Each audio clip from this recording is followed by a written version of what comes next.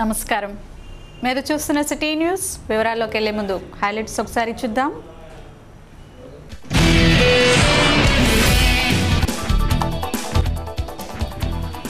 రామగుండానికి మంచి రోజులు వస్తున్నాయి. ఎమ్మెల్యే సోమారపు సత్యనారాయణ, మేయర్ కొంకటి లక్ష్మీనారాయణ వెల్లడి.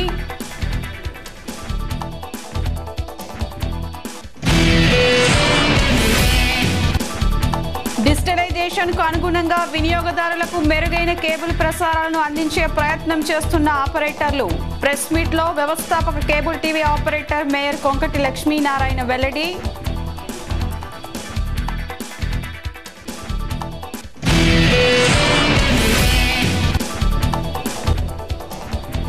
రామగుండం కార్పొరేషన్ కేబుల్ టీవీ ఆపరేటర్ల సంఘం అధ్యక్షుడిగా మళ్లీ ఎన్నికైన మంతని సంపత్.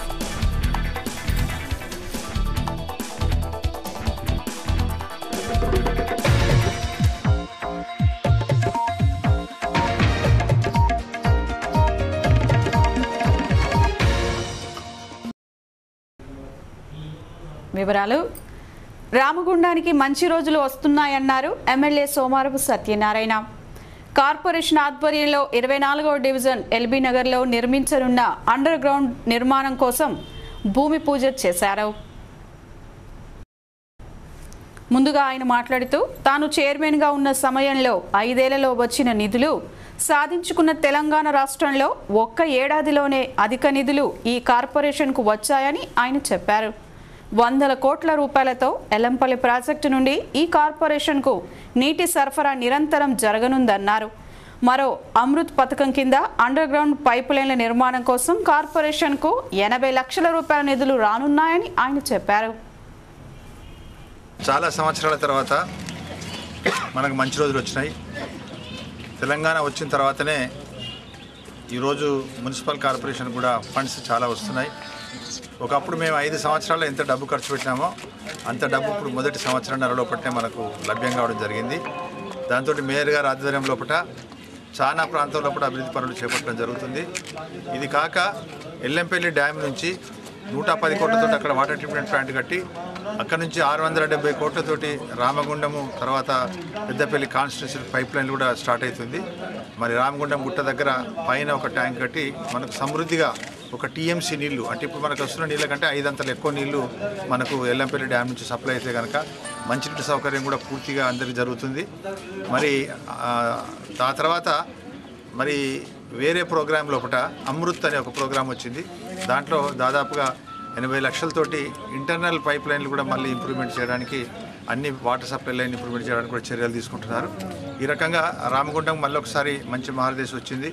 మరి అప్పుడు నేను చైర్మన్గా ఉన్నప్పుడు ఎటువంటి అభివృద్ధి జరిగిందో దానికంటే మంచి అభివృద్ధి కూడా ఈసారి జరుగుతుందని మేము ఆశిస్తున్నాం. అనంతరం ఆ డివిజన్ కార్పొరేటర్ కుంట సాయితో కలిసి భూమి పూజ చేయగా నగర మేయర్ కొంకటి లక్ష్మీనారాయణ మాట్లాడుతూ సాధిస్తున్న అభివృద్ధిపై వివరించారు. 4 లక్షల రూపాయలతోటి ఆ గలీలో ఉన్నటువంటి అండర్ గ్రౌండ్ డ్రైనేజ్ పూర్తిగా ప్రజలకు ఇబ్బందికరమైనటువంటి దాన్ని న్యాయం జరిగే విధంగా, అదేవిధంగా ఈ డివిజన్కి ఇప్పటికే మేము 45 లక్షల రూపాయలు కూడా SC ST sub plan 14th finance 13th ఫైనాన్స్లో ఈ 45 లక్షలు కూడా ఇవ్వడం జరిగింది. గౌరవ ఎమ్మెల్యే గారు ఇచ్చిన దాంతో 49 లక్షలు, మొన్ననే ఈ మధ్య 1 లక్ష రూపాయలతోటి చిన్న మోరి కూడా కట్టడం జరిగింది. దాదాపు ఈ వార్డుకు మేము వచ్చిన తర్వాత 50 లక్షల రూపాయలను వార్డు అభివృద్ధి కోసము, వార్డు డెవలప్మెంట్ కోసము, అండర్ గ్రౌండ్ డ్రైనేజ్ సిస్టమ్ కానివ్వండి, మంచినీళ్ళ కోసం కానివ్వండి, ఈ అభివృద్ధి కార్యక్రమంలో భాగంగా చేస్తూ ఉన్నాము. శాంక్షన్ కూడా చేయడం జరిగింది. శాంక్షన్ అప్రూవల్ అయిపోయింది, కౌన్సిల్ తీర్మానం కూడా అయిపోయింది. గౌరవ శాసనసభ్యులు గారితో ఇచ్చినటువంటి 50 లక్షల రూపాయలు ఈ ప్రాంతంలో పెట్టడం జరుగుతూ ఉంది. ఇక్కడ వాటర్ సమస్య ఇబ్బందికరమైన పరిస్థితి ఉంది. వాటర్ కూడా ఏదైనా డిస్ట్రిబ్యూషన్ లైన్లు కూడా త్వరలో వేసే విధంగా, ఇక్కడ ఇంటింటికి వాటర్ తాగిచ్చే విధంగా తప్పకుండా మేము ప్రయత్నం చేస్తాం. మా ఎంపీ గారు, మా ఎమ్మెల్యే గారి సహకారంతో ఈ వార్డును పూర్తిగా అభివృద్ధి చేసే విధంగా నా వంతు తప్పకుండా ప్రయత్నం తెలియజేస్తా ఉన్నాం. ఈ కార్యక్రమంలో చెరుకు బుచ్చిరెడ్డి, దీటి బాలరాజ్, రవి నాయక్, జలపతి, యుగేందర్, లక్ష్మణ్ తదితరులు పాల్గొన్నారు.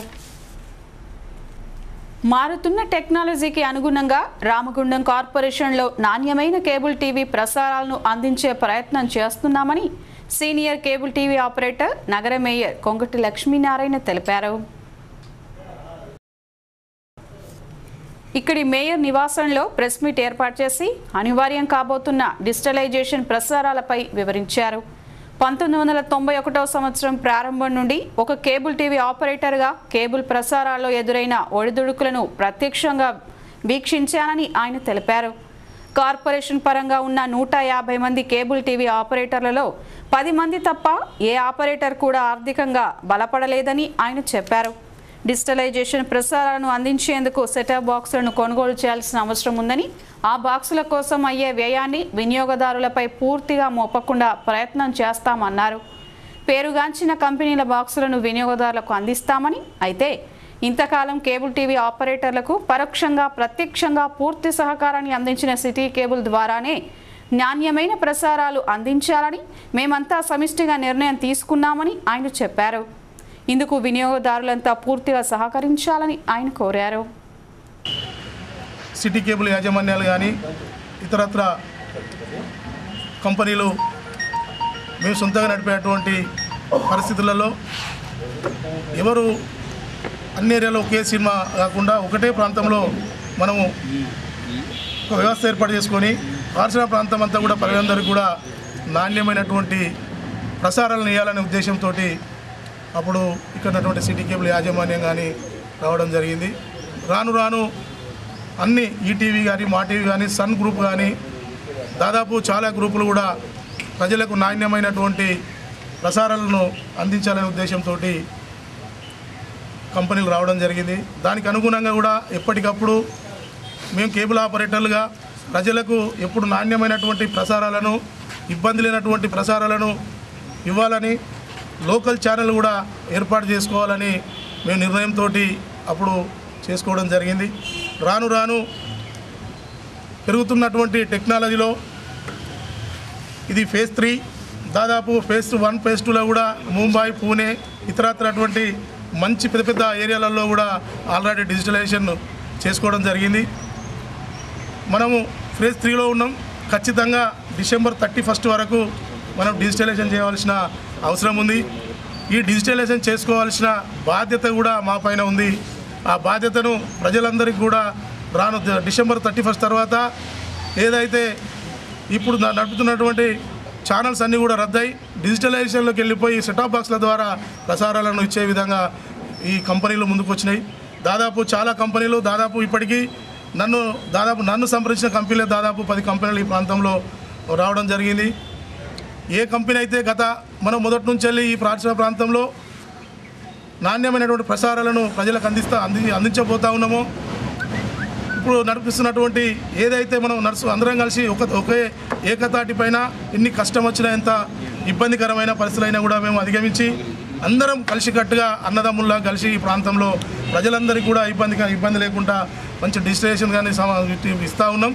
ఇప్పుడు డిజిటలైజేషన్ సెటాప్ బాక్స్ల వచ్చిన సందర్భాలలో తప్పకుండా ప్రజలందరికీ కూడా ఈ సెటాప్ బాక్సులు ఇవ్వడం కోసం మా వంతు తప్పకుండా ప్రయత్నం చేసి ప్రజలకు కూడా ఎప్పటికప్పుడు అందుబాటులో ఉండి ఇంటింటికి వెళ్ళి ప్రచారాలను కూడా ఏ రకంగా మేము ఇవ్వబోతా ఉన్నాం, ఏ ఛానల్ ఎక్కడ వస్తానికి చెప్పుకుంటూ ఈ డిజిటలైజేషన్లో సెటాప్ బాక్సులకు దాదాపు 1000 నుంచి 1500, 2000 లోపు కూడా సెటాప్ బాక్సులు వివిధ కంపెనీలు వస్తూ ఉన్నాయి.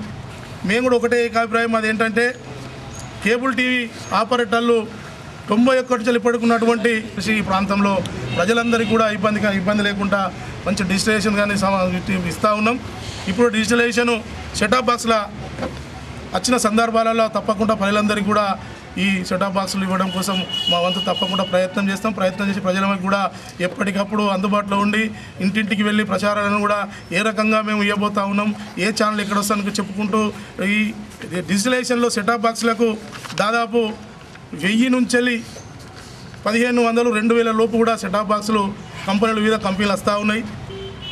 కంపెనీలు వచ్చి డబ్బులు ఏదైతే రూపాయలు 1000 నుంచి 2000 ఆ పైన కూడా సెటాప్ బాక్సులు కట్టమంటే మా ఆపరేటర్ కట్టే పరిస్థితుల్లో ఇబ్బందికరమైన పరిస్థితి ఉంది. కాబట్టి ప్రజలంతా కూడా మా ఆపరేటర్లందరికీ పూర్తి సహాయ సహకారాలు అందించి సెటాప్ బాక్సులు కూడా నేరుగా ప్రజలే కొనుక్కునే విధంగా, వాళ్లకు సెటాప్ బాక్సులు అందించే విధంగా మా ఆపరేటరే ఇంటింటికి కూడా ప్రచారం చేసి మా ఆపరేటర్ దగ్గరే దొరికే విధంగా ఆ కంపెనీలు మాట్లాడుతూ ఉన్నాం.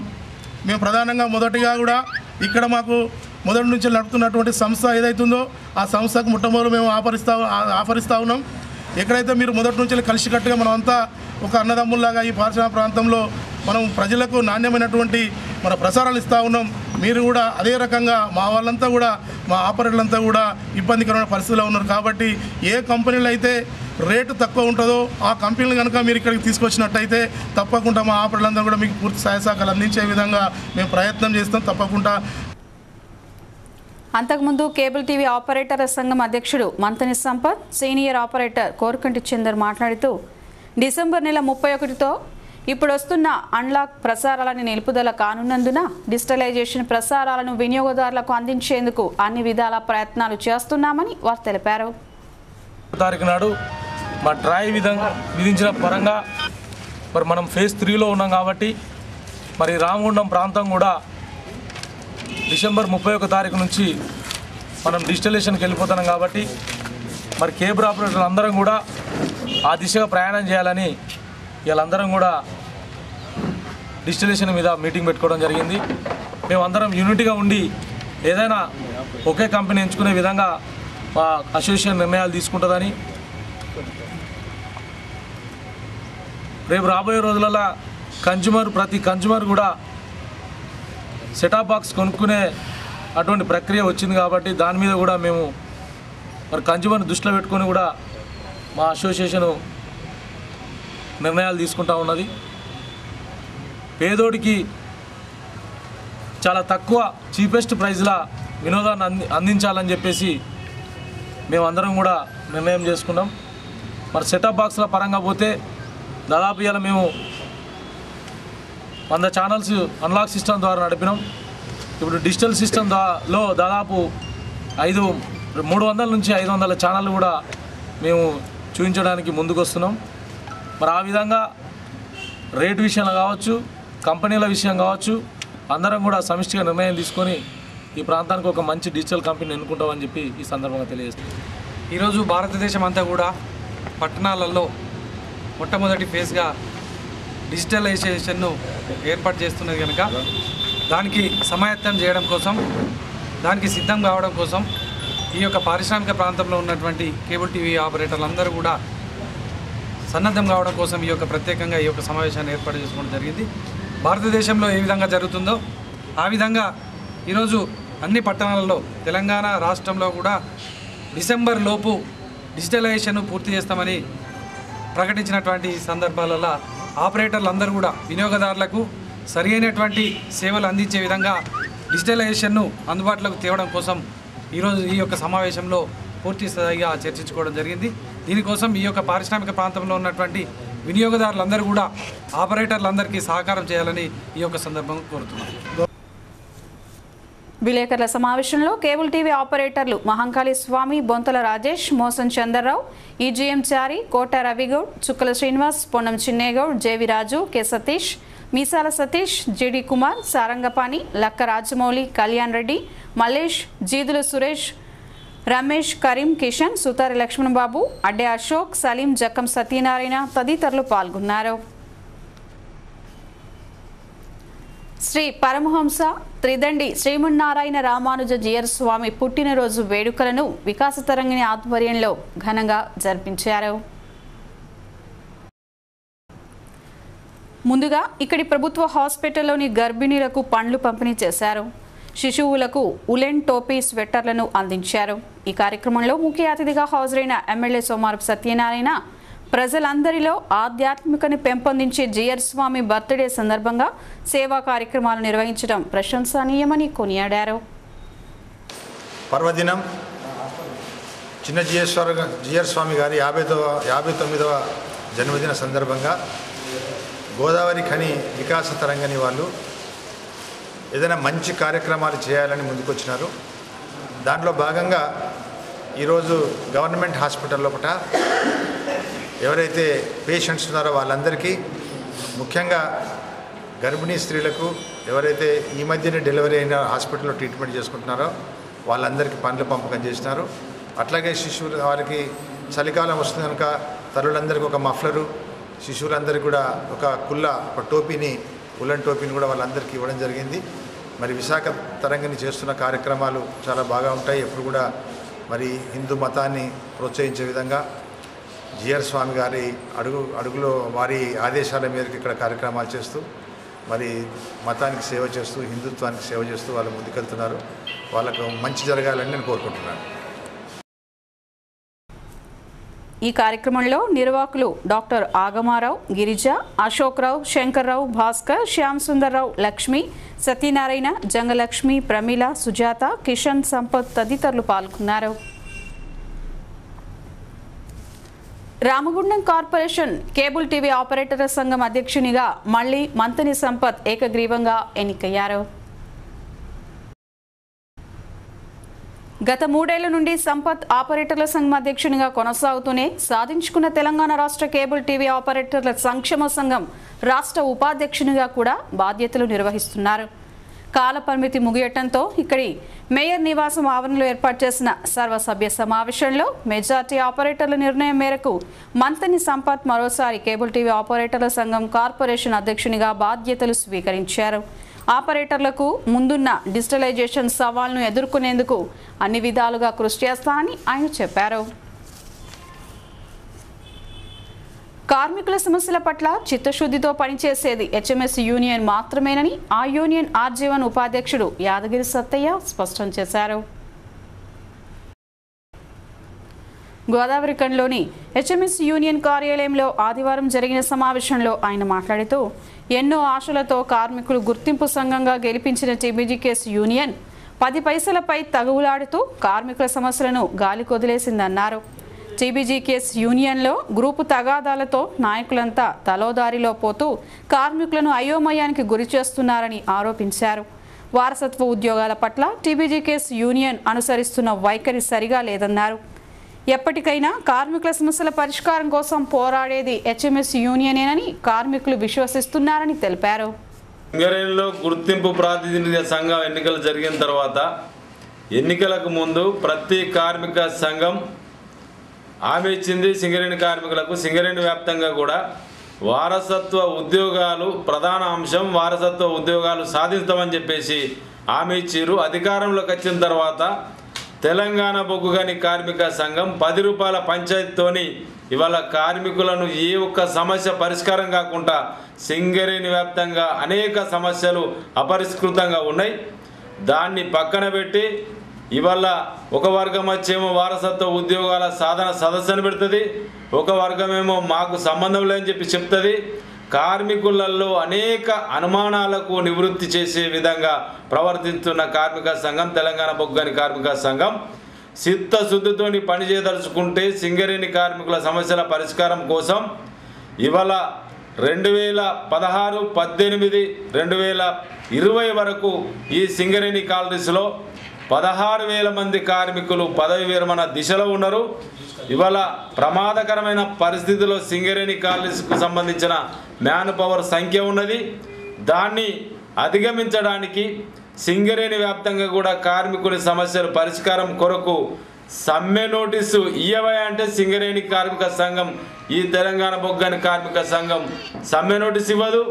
ఇవాళ మేము వారసత్వ ఉద్యోగాలు సాధిస్తాం, కేసీఆర్ గారితో మాట్లాడినాం, కవిత గారితో మాట్లాడినాం, మేము మాట్లాడినామని చెప్పడం తప్ప సింగరేణి కార్మికులకు సంబంధించిన సమస్యల పరిష్కారం దిశగా లేదు. సింగరేణి వ్యాప్తంగా అన్ని కార్మిక సంఘాలు ఏకదాటిపైకి రావాలని చెప్పేసి Singareni miners and engineering workers union గతంలో చెప్పింది, ఇప్పుడు కూడా అదే చెప్తా ఉన్నది.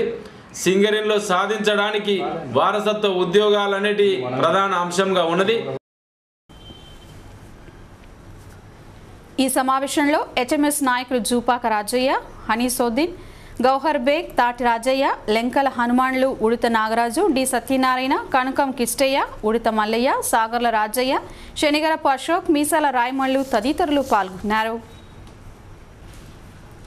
సింగరేణి సంస్థ ఆర్జీవన్ కమ్యూనికేషన్ సెల్ ఆధ్వర్యంలో మహిళ స్ఫూర్తి టెలిఫిల్మ్ షూటింగ్ను ప్రారంభించారు.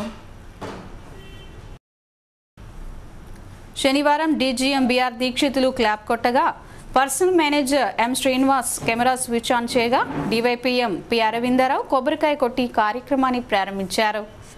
ఈ కార్యక్రమంలో డీజీఎం పర్సనల్ బిఆర్ దీక్షితులు మాట్లాడుతూ మహిళా స్ఫూర్తి టెలిఫిలిం కథ స్క్రీన్ ప్లే దర్శకత్వం దీటి వెంకటస్వామి నిర్వహించగా నిర్మాతగా ఆర్జీవన్ జీఎం కేవి రమణమూర్తి వ్యవహరిస్తున్నారు. అలాగే ఫిలిం సభ్యులకు శుభాకాంక్షలు తెలిపారు. ఈ కార్యక్రమంలో నటీనటులు వి కవిత, ఎరుకల సంతోష్ కుమార్, సందీప్, లక్ష్మి, దామ సంతోష్, ఐద్వా మహిళలు గండ్ర రేఖ, పి సుజాత, సేవా కోఆర్డినేటర్ మేడి తిరుపతి మహిళలు పాల్గొన్నారు. గోదావరికని శ్రీ వాణినికేతన్ హై స్కూల్ పూర్వ విద్యార్థుల సమ్మేళనం ఆదివారం కని బృందావన్ గార్డెన్లో జరిగింది. ఈ సమ్మేళనంలో శ్రీ వాణినికేతన్లో 1994-95 సంవత్సరంలో 10వ తరగతి చదివిన పూర్వ విద్యార్థులంతా ఒకే చోట చేరి అప్పటి జ్ఞాపకాలను గుర్తు చేసుకుంటూ ఆనందంతో మునిగి తేలారు. అనంతరం అప్పటి గురువులను ఘనంగా సన్మానించి జ్ఞాపికలను అందజేశారు. అదేవిధంగా శ్రీధర్మశాస్త్ర నిత్యానదాన వేదికకు 1.5 క్వింటాల బియ్యాన్ని వేదిక నిర్వాహకులు కౌటం బాబుకు అందజేశారు. ఈ కార్యక్రమంలో పూర్వ విద్యార్థులు హరికృష్ణ, బి రవి, ఎలుక శ్రీనివాస్, పి రవి, రామ్శెట్టి సతీష్, కిషోర్, సిరవేణి శ్రీనివాస్, రామ్శెట్టి వెంకటేశ్వర్లు, మేడిపల్లి సంతోష్ తదితరులు పాల్గొన్నారు. ఇప్పుడు కాసేపు ప్రకటనలు, అనంతరం మరిన్ని విశేషాలు.